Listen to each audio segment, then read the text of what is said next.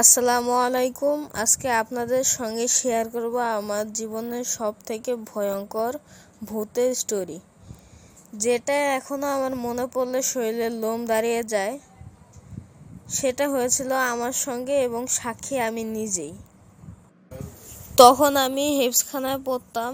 মাদ্রাসা থেকে আসার সময়, আমাদের বাসা থেকে মাদ্রাসা বেশি একটা দূরে না, আসার সময় দুইটার মতো তাল গাছ পড়ে।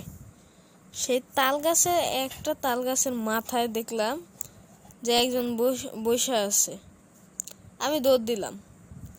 দৌড়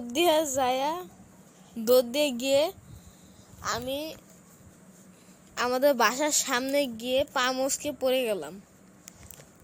তারপর আমি দিয়েছি, আমার বাবা মা বের হয়ে এসে আমাকে ভিতরে নিয়ে গিয়েছে।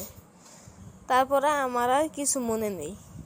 তারপরে আমার জ্বর, এই আইজও জ্বর, কাইলও জ্বর, তাও জ্বর যায় না। এর জন্য আমি চাই যে আমার সঙ্গে যেই ঘটনা ঘটেছে আপনাদের সঙ্গে যাতে না ঘটে।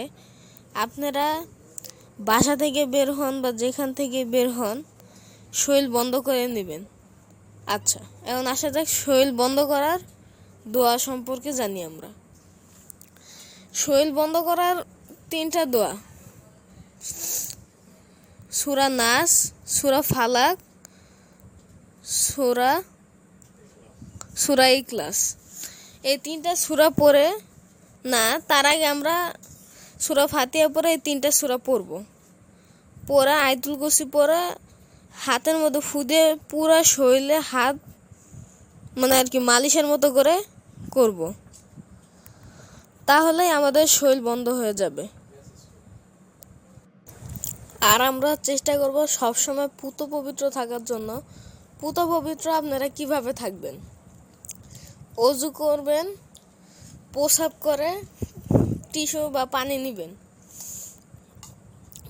আর যদি আমাদের ভিডিওটা যদি ভালো লেগে থাকে তাহলে লাইক এবং সাবস্ক্রাইব করে যাবেন। আরেকটি কথা, আমার জন্য আপনারা দোয়া করবেন যাতে আপনাদের জন্য শিক্ষামূলক ভিডিও বানাতে পারি। আর আমিও আপনাদের জন্য দোয়া করব যাতে আপনাদের সঙ্গে এমন কোনো ঘটনা না ঘটে।